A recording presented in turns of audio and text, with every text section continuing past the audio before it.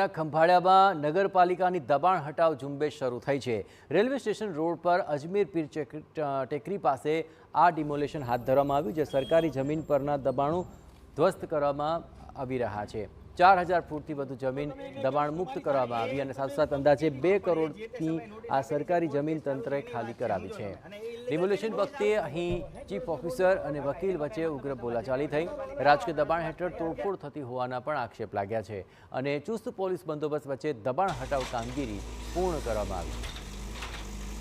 જે દબાણ કરતા આસામીઓ છે એ કોર્ટના શરણે ગયેલા હતા, જે કોર્ટ દ્વારા સ્ટેટસ કો હટાવી લેવામાં આવેલું હતું। તેમના દ્વારા હાઈકોર્ટનો પણ અપ્રોચ કરવામાં આવેલો હતો। હાઈકોર્ટ દ્વારા પણ કોઈ એમની પિટિશન દાખલ કરવામાં આવેલી ન હતી, એટલે કોઈ પણ જાતનું કોર્ટનું હાલ કોઈ સ્ટે ન હોય, નગરપાલિકા દ્વારા એ દબાણ દૂર કરવાની કાર્યવાહી કરવામાં આવે છે। જે અંદાજે 4 થી 4500 ફૂટ દબાણ નગરપાલિકાએ દૂર કર્યું છે, જેની અંદાજિત કિંમત ખંભાળિયા નગરપાલિકા વિસ્તાર જોતા આપણે 2 કરોડ જેવી અંકાઈ રહી છે।